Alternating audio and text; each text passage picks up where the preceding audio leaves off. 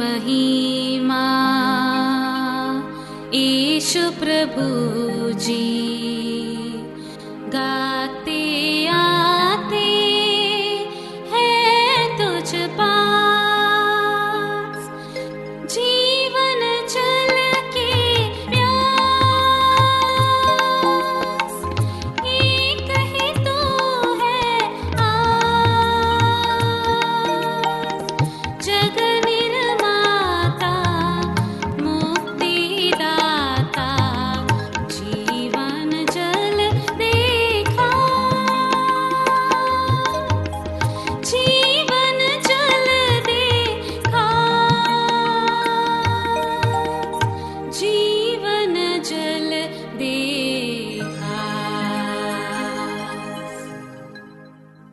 प्रभु यीशु मसीह के पवित्र नाम पर प्रेम भरा नमस्कार।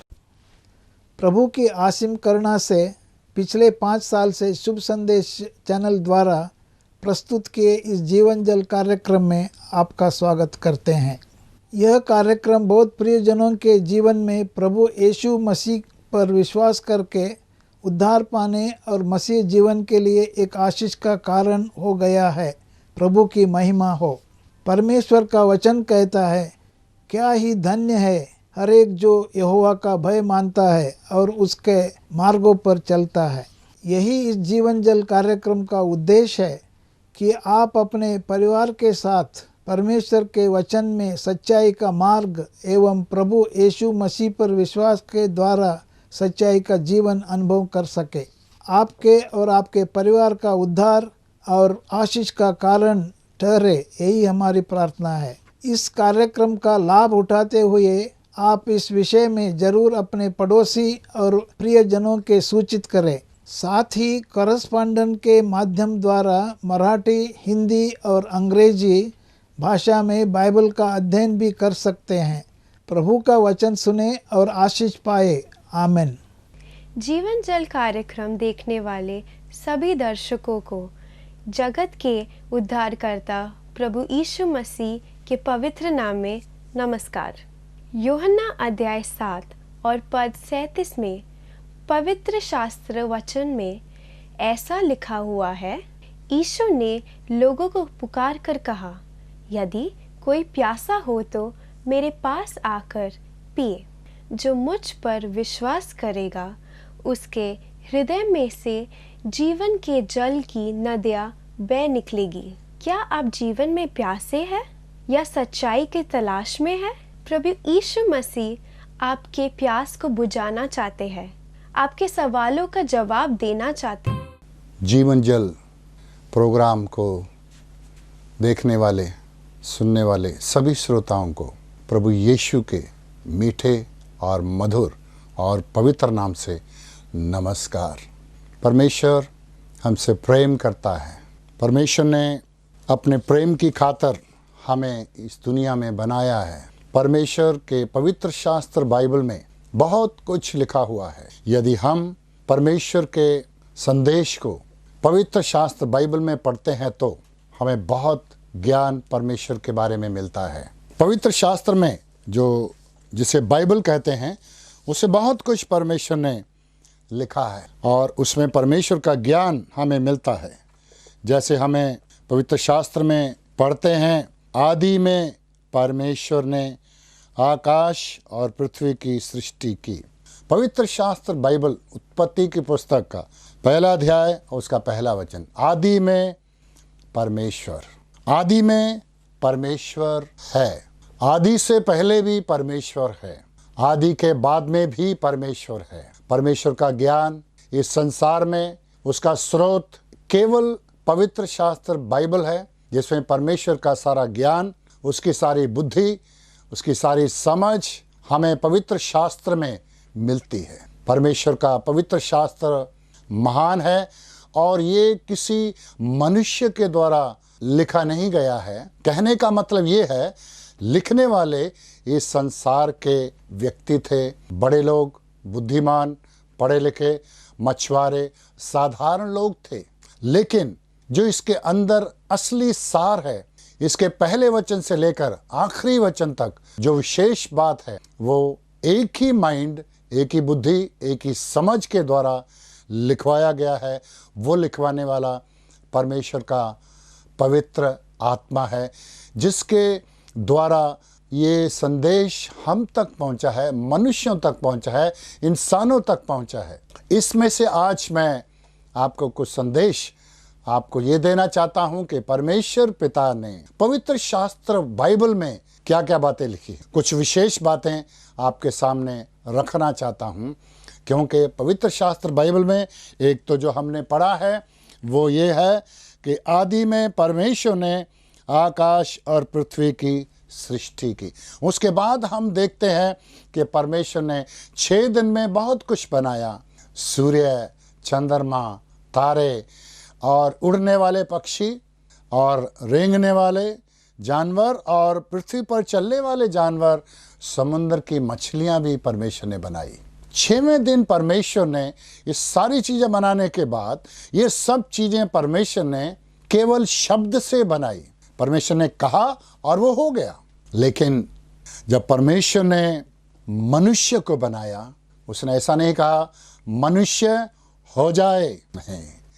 परमेश्वर ने मिट्टी लेकर, इस पृथ्वी की मिट्टी लेकर उस मिट्टी का बुत बनाया और परमेश्वर ने अपना श्वास उसके अंदर फूंका। मतलब परमेश्वर ने अपना प्राण, अपनी जान, अपनी समझ, अपनी बुद्धि और सब इंसान के अंदर डाल दी और वो जीवित प्राणी बना। उसके अंदर बाकी सब चीज़ें जो इस संसार में बनाई गई हैं, सब प्राणी जो बनाए गए हैं, उनमें और मनुष्य में बहुत फर्क है। मनुष्य के अंदर आत्मा है जो कभी मरती नहीं और वो अनंत है। सब प्राणियों के अंदर आत्मा नहीं है और वो मर जाते हैं, उनका अस्तित्व सब खत्म हो जाता है। लेकिन हम धन्यवाद करते हैं कि परमेश्वर ने सब कुछ मनुष्य के लिए बनाया है, इंसानों के लिए बनाया है। अगर हम आगे और बढ़ें तो हम देखते हैं कि परमेश्वर ने आदम को बनाया और उसकी पसली निकालकर औरत को भी बनाया और परमेश्वर ने कहा तुम फलो फूलो और इस पृथ्वी के अधिकारी हो जाओ। और परमेश्वर ने उनके लिए एक छोटी सी वाटिका बनाई, एक बाग बनाया, उसके अंदर उनको रखा, उनको कहा तुम जो चाहो खा सकते हो, जहाँ चाहो जा सकते हो। इस तरह से वो सब रहने लगे। तो पहला मकसद, सृष्टिकर्ता ने हमें क्यों बनाया? सृष्टि जो परमेश्वर ने इसलिए बनाई, हमारी संगति परमेश्वर के साथ हो। और जब परमेश्वर ने आदम को और हवा को बनाकर उस बगीचे में रखा तो परमेश्वर शाम के समय उनसे मिलने आता था। आपस में बातें होती थी, संगति होती थी और बहुत सुंदर समय था और बहुत आनंद और खुशी का समय था। कोई बीमारियां नहीं थी, कोई दुख नहीं था, कोई परेशानियां नहीं थी, चिंताएं नहीं थी, सब कुछ अच्छा था और उनका पिता परमेश्वर उनके साथ था। न कोई भय था, न किसी पशु का डर था, न किसी और चीज का डर था। मनुष्य निश्चिंत परमेश्वर की उपस्थिति में आनंद के साथ रहता था। हो कितने अच्छे दिन होंगे, कितने अच्छे दिन होंगे। और परमेश्वर ने इसी के लिए हमें बनाया है, वाटिका में रखा था। लेकिन उस समय क्या था, ये नंगे थे लेकिन उनको महसूस नहीं होता था कि ये नंगे हैं। कारण ये था कि उनके ऊपर परमेश्वर की एक ज्योति थी, परमेश्वर का एक नूर था, परमेश्वर का एक प्रकाश उनके ऊपर चढ़ा हुआ था, इसलिए उनको महसूस नहीं होता था। लेकिन एक दिन अफसोस की और दुख की बात यह हुई, इस संसार को गुमराह करने वाला, संसार को बुरे मार्ग पर ले जाने वाला शैतान, जिसके बारे में हम आगे किसी संदेश में सुनेंगे कि शैतान आया कहां से और ये है कौन। लेकिन आज मैं आपको सिर्फ यही बताकर आगे बढ़ना चाहता हूं कि शैतान सांप का रूप लेकर वाटिका में आया और वाटिका में प्रवेश किया। उसने देखा आदम और हवा कितने खुश हैं, उनका परमेश्वर उनके साथ है, वो आनंद मगन है। उसको अच्छा नहीं लगा, उसने आकर उनसे पूछा, क्या सब फल तुम खा सकते हो? हव्वा ने कहा, हम खा सकते हैं। पहले वो आदम के पास नहीं, हव्वा के पास आया, जो पहली औरत है। उसको, क्या ये सब तुम फल खा सकते हो? हाँ, हम सब फल खा सकते हैं, परमेश्वर ने हमें खाने के लिए दिया है। लेकिन एक फल है, एक पेड़ है जिसका फल हम नहीं खा सकते। जिस दिन हम वो फल खाएंगे उस दिन हम मर जाएंगे। तब शैतान ने, जो सांप के रूप में आया था, उनसे कहा, नहीं, ऐसा नहीं होगा। जिस दिन तुम ये फल खाओगे मरोगे नहीं। दूसरी बात, तुम्हारी आंखें खुल जाएंगी, भले और बुरे का ज्ञान हो जाएगा, तुम परमेश्वर के समान हो जाओगे। कितना बड़ा झूठ शैतान ने हव्वा के सामने रखा और वो भटक गई। उसका मन पलट दिया उसने, एक शंका उत्पन्न की उसके मन में, और उस स्त्री ने, पहली स्त्री ने उसका फल तोड़ा और खा लिया, और आधा अपने पति को भी दिया। जैसे ही दोनों ने फल खाया, फल खाते ही परमेश्वर की आज्ञा का उल्लंघन हुआ। परमेश्वर का हुक्म तोड़ दिया, परमेश्वर की व्यवस्था को उन्होंने तोड़ दिया, और ये होते ही जो परमेश्वर के साथ उनका संबंध था, परमेश्वर के साथ जो उनका रिश्ता था, टूट गया। और परमेश्वर की आत्मिक सामर्थ, परमेश्वर की ज्योति वो दूर चली गई, और वो लोग अपने आप को नंगा महसूस करने लगे। उनके ऊपर परमेश्वर का प्रकाश दूर हो गया। अपने अंदर उनके एक ग्लानि भर गई, उनको अपने आप में बुरा महसूस होने लगा, और वो अंजीर के पत्ते लपेटकर छुपने के लिए चले गए। यही है, शैतान ने पहले आदमी को और पहली औरत को बहका दिया। परमेश्वर की पहली योजना ये थी कि मनुष्य परमेश्वर के साथ रहे, उसकी संगति बनी रहे, और सदा काल तक वो परमेश्वर के संग रहे। लेकिन परमेश्वर की इस योजना को निष्फल करने के लिए शैतान बीच में आकर उसकी सृष्टि को बिगाड़ दिया। ये बुरा हुआ, इस संसार में बहुत बुरा हुआ, जो कुछ हम परमेश्वर के वचन में बहुत कुछ पढ़ते हैं। पहले लज्जाते नहीं थे, अब पाप के कारण लज्जा आने लगी है, और अब पाप के कारण वो परमेश्वर से दूर भाग गए हैं, वो छिप गए हैं। आज भी इंसान सच्चे परमेश्वर के सामने आना नहीं चाहता। क्यों? क्योंकि उसके काम बुरे हैं। वो प्रकाश में नहीं आना चाहते, वो ज्योति में नहीं आना चाहते, क्योंकि उनके काम बुरे हैं। पाप के कारण ये सब कुछ हुआ है।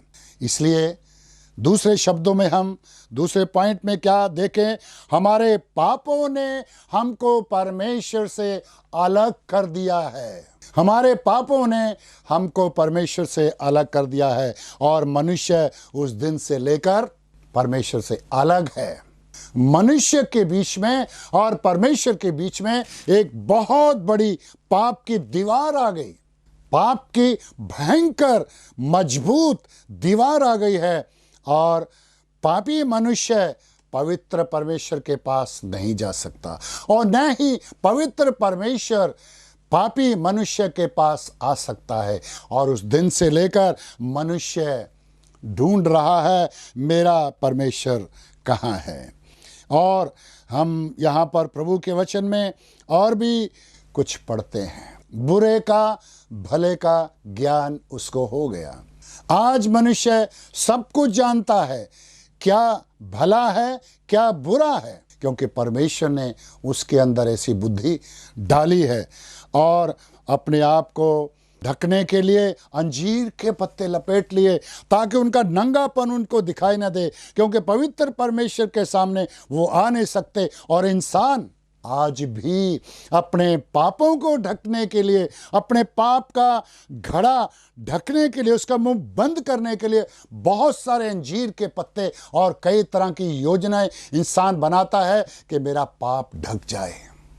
लेकिन इस संसार में ऐसी कोई चीज नहीं है, ऐसी कोई वस्तु नहीं है जिससे आपके पाप ढके जाएं।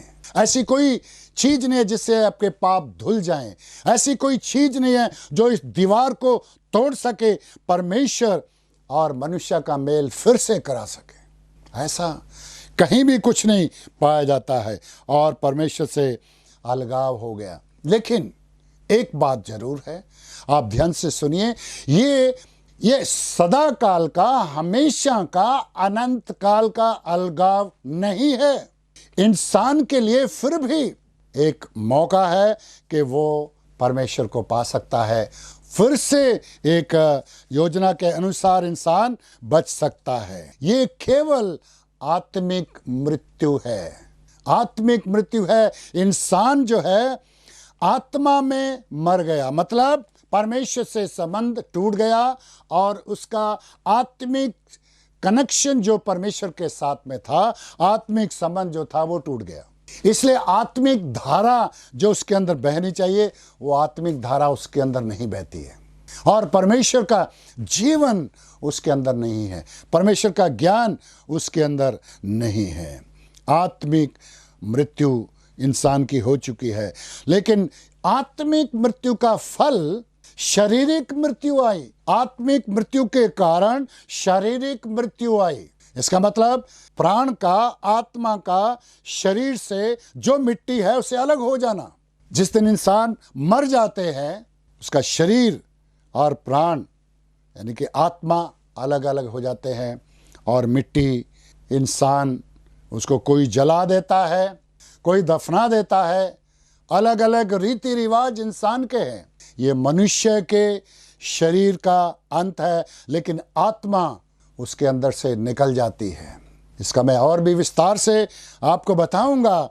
यदि इंसान उसी पाप के अंदर, उसी आत्मिक मृत्यु के साथ शारीरिक मृत्यु तक पहुंच जाता है, तो परमेश्वर के लिए अनंत काल का अलगाव हो जाता है। लेकिन शारीरिक मृत्यु से पहले परमेश्वर ने एक और मार्ग तैयार किया है। हर कोई इसी तरह से आदम से लेकर जो चला आ रहा है, वो पापी हो गया। पाप में ही स्त्री अपने बच्चों को जन्म देती है। पाप आगे की आगे बढ़ता चला जा रहा है। आदम से लेकर के इस संसार में उसकी संतान, आगे उसकी संतान, आगे उसकी संतान, उसके साथ आपके अंदर और मेरे अंदर वो पाप पहुंच गया, पाप का अंश पहुंच गया और वो पाप की दीवार हमारे बीच में भी खड़ी रह गई। हम परमेश्वर से सदा काल के लिए दूर हो गए। लेकिन क्या हम इन पापों से छुटकारा पा सकते हैं?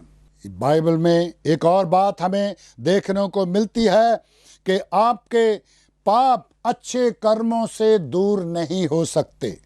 तीसरी बात, sin cannot be removed by good works or good deeds। परमेश्वर ने भी अपने चुने हुए लोगों के सामने व्यवस्थाएं रखी, 10 हुक्म रखे। उस हुक्मों को मानते मानते मानते इस संसार में जो परमेश्वर के दास लोग थे, परमेश्वर के लोग थे, वो भी इन व्यवस्थाओं को पूरा नहीं कर पाए, फेल हो गए, असफल हो गए। जैसे कि यशाया 61 का 10 में लिखा हुआ है, हमारे धर्म के काम, हमारे अच्छे कर्म, हमारे दान और पुण्य परमेश्वर के सामने फटे पुराने चिथड़े कपड़ों के समान है, जो किसी भी काम के नहीं हैं। इसलिए हम अच्छे कर्मों के द्वारा परमेश्वर को नहीं प्राप्त कर सकते, अच्छे कर्मों के द्वारा हम परमेश्वर को प्राप्त नहीं कर सकते। पुराने नियम में, लेवी व्यवस्था में भी परमेश्वर ने मेमना का बलिदान चढ़ाने के बारे में ज्ञान दिया। आप मेमने का बलिदान चढ़ाओ, उसके द्वारा आपके पाप क्षमा हो जाएंगे। और मनुष्य अलग अलग रीति से, अलग अलग तरीके से, परिवार और अलग अलग इंसान बलिदान चढ़ाते रहे और वो बलिदान चढ़ाते रहे, हर साल चढ़ाते रहे, हर पाप के लिए चढ़ाते रहे। लेकिन उनके पाप क्षमा तो हुए, लेकिन अनंत काल के लिए नहीं। फिर भी उनके पाप उनके ऊपर आते थे, फिर भी बने रहते थे, पाप का विचार उनके जीवन में बना रहता था। लेकिन ये बलिदान जो मेमनों का बलिदान है, वो एक और बलिदान के बारे में हमें बताता है। वो बलिदान एक परमेश्वर के मेमने प्रभु यीशु का बलिदान है। इसलिए चौथी बात जो आपके सामने बताना चाहता हूं वो ये है, आपके पाप के बदले में दाम चुकाया जा चुका है। आपके पाप के बदले में दाम चुका दिया है, और वो है प्रभु यीशु मसीह का लहू। प्रभु यीशु मसीह के लहू उसकी व्यवस्था का पूर्ण हो जाता है। प्रभु यीशु मसीह का बलिदान, जो अल्टीमेट सैक्रिफाइस, जो अंतिम बलिदान प्रभु यीशु मसीह ने क्रूस पर दिया है, उसके द्वारा प्रभु यीशु मसीह ने कहा ये पूरा हुआ और हम बचाए गए हैं। अब प्रभु यीशु मसीह के द्वारा वो संबंध जो पिता से टूट गया था, विश्वास करने के द्वारा फिर से हम वो संबंध स्थापित कर सकते हैं। कोई भी विश्वास कर सकता है, इसके लिए किसी मनुष्य को किसी धार्मिक नहीं होने की आवश्यकता। कोई भी हो, छोटा बड़ा, बुद्धिमान, समझ, अनपढ़, कैसा भी व्यक्ति हो, उसके लिए रास्ता खुला है। वो परमेश्वर के ऊपर विश्वास करके, प्रभु यीशु पर विश्वास करके आत्मिक जीवन प्राप्त कर सकता है। यीशु के साथ जीवन, जब हम आखिरी बात देखते हैं, यीशु के साथ जीवन कभी समाप्त नहीं होगा। जब हम प्रभु यीशु के बलिदान पर विश्वास करते हैं, उसकी मृत्यु पर विश्वास करते हैं, उसके पुनरुत्थान पर विश्वास करते हैं, मुर्दों में से जी उठने पर विश्वास करते हैं और दिल में प्रभु यीशु को ग्रहण कर सकते हैं, तो हमारा संबंध जो अदन वाटिका में टूट गया था अब फिर से जुड़ जाता है। हमारा नया जन्म हो जाता है। हम प्रभु के साथ मेल कर लेते हैं। प्रभु यीशु मसीह हमारा मध्यस्थता है। पिता के बीच में और हमारे बीच में पापों की क्षमा के लिए हमारा प्रभु यीशु मसीह एक मध्यस्थ बन के आया, जिसके द्वारा हम उद्धार पा सकते हैं। ये है परमेश्वर की ओर से हमारे साथ संबंध, और ये अनंत काल के लिए, ये हमेशा के लिए। जो जीवन आज हम प्रभु के साथ आरंभ करते हैं वो सदा सदा काल के लिए रहेगा। जो अनंत काल की मृत्यु उन लोगों के लिए है जो प्रभु पर विश्वास नहीं करते, लेकिन अनंत काल का जीवन जो स्वर्ग में है उन लोगों के लिए है जो प्रभु यीशु मसीह पर विश्वास करते हैं। आपका क्या फैसला है? आप क्या चाहते हैं? आप क्या करने जा रहे हैं? यदि आप विश्वास नहीं किया है, आज एक और मौका आपके जीवन में है कि उस जीवित परमेश्वर प्रभु यीशु मसीह पर विश्वास करें, उसे अपने दिल में बुलाएं, उद्धारकर्ता करके ग्रहण करें और विश्वास करें। और आज ही इसी समय परमेश्वर आपकी सहायता करेगा, आपको आशीष देगा। आओ हम एक छोटी सी प्रार्थना करें। हे पिता, आपकी स्तुति और धन्यवाद, आज के संदेश के लिए धन्यवाद। जिन भाइयों बहनों, माताओं ने, बुजुर्गों ने, बच्चों ने सुना है, उनको आशीष दे। प्रभु यीशु को दिल में बुलाकर परमेश्वर के साथ अनंत काल का संबंध स्थापित करने के लिए हर एक की सहायता कर, अनुग्रह कर। प्रार्थना मांगते हैं प्रभु यीशु मसीह के नाम से, आमीन। अगर परमेश्वर ने इन वचनों के द्वारा आपसे बात किया है और आप इस विषय पर अधिक जानकारी प्राप्त करना चाहते हो या किसी प्रार्थना के विषय को बांटना चाहते हो, निस्संदेह हमसे संपर्क करें। हमारा पता Jeevan Jal, Nav Bhavna building, 422 SVS road, post box number 19161, Prabha Devi, Mumbai 400025। प्रार्थना एवं मुफ्त बाइबल कॉरेस्पॉन्डेंस के लिए हमें संपर्क करें। अपना नाम और पूरा पता तुरंत SMS करें। Mobile number 7710065115। Email ID gospelbroadcast@yahoo.com। Web address www.lwgb.org। YouTube जीवन जल TV @YouTube।